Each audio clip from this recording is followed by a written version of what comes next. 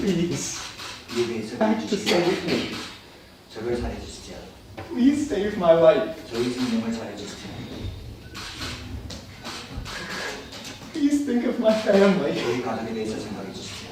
In 2016, a young American student boarded a plane for what was supposed to be the adventure of a lifetime. His name was Otto Warmbier. Like many curious travelers, he wanted to see the secretive world of North Korea, a place most of us only know from headlines and rumors. But what began as an unusual holiday quickly turned into a nightmare that captured global attention. Within days, Otto was no longer a tourist. He was a prisoner of one of the world's most isolated regimes. This is not just the story of one man's tragic fate. It's also a story about politics, human rights, and the thin line between curiosity and danger. How did a simple trip abroad become an international crisis? Let's find out.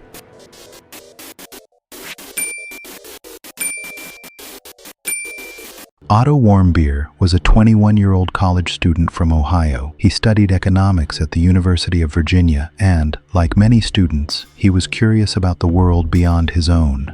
Friends described him as smart, adventurous, and always eager to experience something unusual. In late 2015, Otto signed up for a guided trip to North Korea through a company called Young Pioneer Tours. At that time, the agency marketed itself as offering budget travel to destinations your mother would rather you stayed away from. For Otto, it was meant to be just that, a rare, once-in-a-lifetime experience to see a country that few outsiders ever visit. When his group arrived in Pyongyang in early January 2016, everything seemed under control. They were escorted by official guides, shown the approved landmarks, and taken to the Yanggakdo International Hotel, the main hotel where most foreign visitors are housed. To Otto, it must have felt like he had stepped into a world completely different from anything he had ever known. But behind the carefully staged tours and hotel walls, North Korea remained a place full of hidden rules and unseen dangers. According to North Korean authorities, Otto committed a serious offense during his stay. The official story claimed that late one night, inside the Yanggakdo Hotel, he attempted to remove a propaganda poster from a restricted staff-only area. State media later released grainy CCTV footage, allegedly showing Otto pulling down a sign that praised the country's leadership. To most outsiders, it seemed like a trivial act. But in North Korea, where the ruling family is treated almost like living deities, such behavior is considered an attack on the nation itself. Tourists who had traveled with him were shocked. Many recalled Otto as cheerful and respectful, not the kind of person who would deliberately provoke a regime known for its harsh punishments. Yet, in the eyes of North Korean officials, this single act was framed as a deliberate, hostile crime against the state. Whether Otto truly tried to steal the poster, or whether the story was exaggerated for propaganda purposes, remains uncertain. What is clear is that from this moment onward, his life in North Korea would take a dark and irreversible turn. On January 2nd, 2016, Otto and the rest of his tour group headed to the airport in Pyongyang. Their trip was over, and they were preparing to fly back to China. Everything seemed routine, until suddenly, North Korean security officers pulled Otto aside. In front of stunned fellow travelers, he was escorted away without explanation. For the others, the moment was surreal. One minute Otto was joking in line. The next, he had vanished into the custody of one of the world's most secretive regimes. For weeks, no one knew where he was. The North Korean government remained silent, offering no details to his family or the U.S. State Department. His parents in Ohio waited in agony, clinging to hope while fearing the worst. It wasn't until later that month that state media finally acknowledged his arrest, accusing Otto of carrying out hostile acts against the country. What had begun as a holiday trip had now become a nightmare, not just for Otto, but for his family and eventually for an entire nation watching from afar. Weeks after his sudden disappearance, Otto finally resurfaced, but not in the way anyone had hoped. In February 2016, North Korean state television broadcasted footage of him standing before cameras, wearing a plain jacket, head bowed, and delivering a shaky confession. With tears in his eyes, he read a prepared statement, admitting that he had tried to steal a propaganda poster and apologizing to the Korean people and government. He claimed he acted on behalf of a U.S. church group and a mysterious student society, allegations that sounded more like a scripted drama than reality. Observers around the world saw the footage and recognized the hallmarks of a coerced confession. His words felt rehearsed, his body language uneasy. It was a performance staged for propaganda rather than a genuine admission of guilt. Just 1 month later, Otto was brought before North Korea Korea's Supreme Court. The trial lasted less than an hour. The verdict: 15 years of hard labor. For a college student accused of pulling down a poster, the sentence was shockingly severe, but it fit North Korea's pattern of using foreign detainees as political pawns. As Otto was led away by guards, it became painfully clear he was no longer just a tourist. He had become a prisoner trapped inside one of the most repressive systems in the world. The sentence shocked the world: 15 years of hard labor in a country notorious for its brutal prison camps. For Otto's family, it was devastating. Their son had gone on what was supposed to be an unusual adventure, and now he faced a punishment harsher than many violent criminals would ever receive. What made the situation worse was the silence that followed. After the trial, Otto disappeared again. There were no independent visits from diplomats, no medical updates, and no contact with his family. The U.S. government,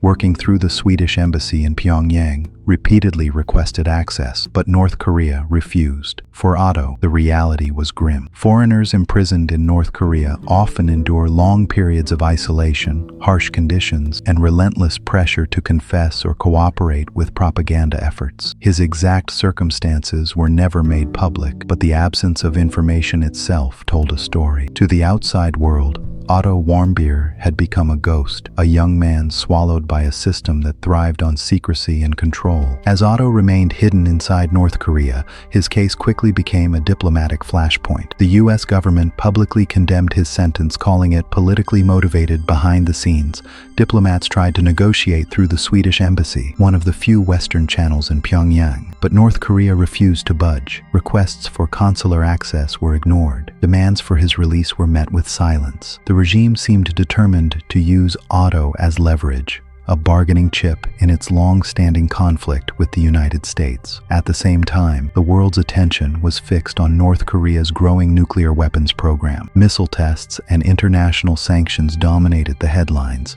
pushing Otto's case into the background. For his family, the waiting was unbearable. They made public appeals, spoke to the media, and begged for action. But months turned into more than a year, and still there was no word. Otto Warmbier remained trapped, caught not only in a foreign prison, but in the deadlock of global politics. In June 2017, after nearly a year and a half with no direct news, Otto's family suddenly received a call. Their son was being released. The announcement stunned the media. After months of silence, North Korea claimed it was acting on humanitarian grounds. When the plane touched down in Ohio, however, the truth became painfully clear. Otto was carried off in a stretcher. He was unresponsive, his body rigid, his face emotionless. The bright, energetic student who had left home for an adventure was gone. In his place was a young man in a persistent vegetative state. North Korea offered an explanation: that Otto had contracted botulism and slipped into a coma after being given a sleeping pill. But American doctors quickly dismissed that claim. Medical scans showed extensive brain damage,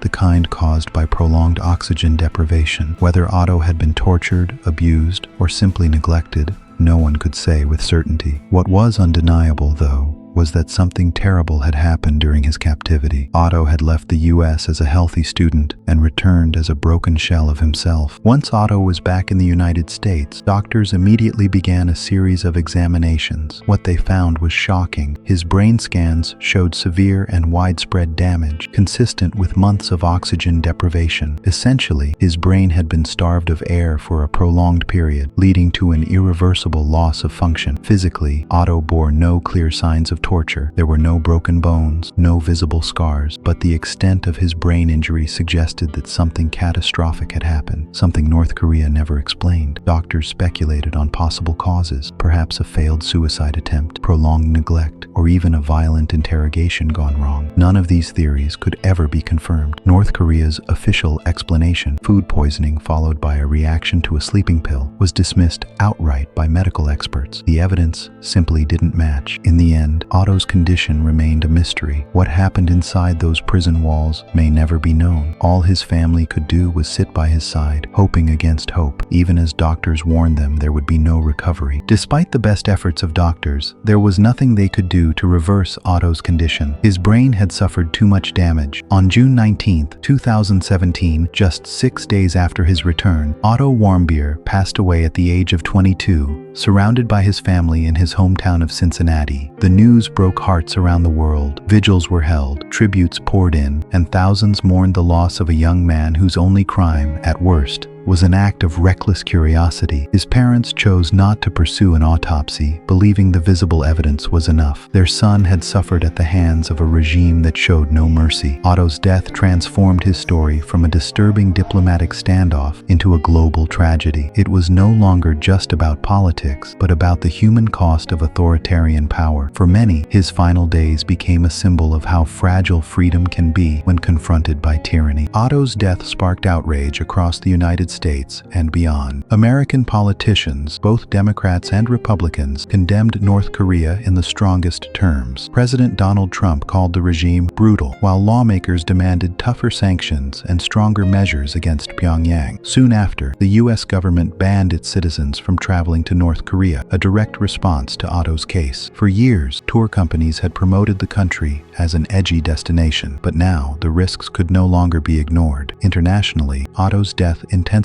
criticism of North Korea's human rights record. Human rights groups highlighted his story as proof of the regime's cruelty, using it to call for greater global pressure. Meanwhile, in Pyongyang, officials denied any wrongdoing. They insisted that Otto had been treated fairly, repeating the unlikely story of food poisoning and a sleeping pill, but few believed it. By then, Otto Warmbier had become a symbol, not just of tragedy, but of the dangers of a state where truth itself is controlled. Otto Warmbier's story is heartbreaking, but it also reminds us of something deeper: how fragile human freedom can be, and how easily a single decision can change the course of a life. Here on Veracity, we don't claim to have all the answers. What we try to do is explore, to question, and to remember. Every story, whether it's about history, science, or real lives like Otto's, carries lessons worth thinking about. If this story moved you, I encourage you to keep asking questions, keep seeking out the truth, and keep your curiosity alive. Thank you for watching, and if you'd like to join me on more journeys into unusual stories from around the world, don't forget to subscribe and be part of this space where we learn together. See you soon in new stories.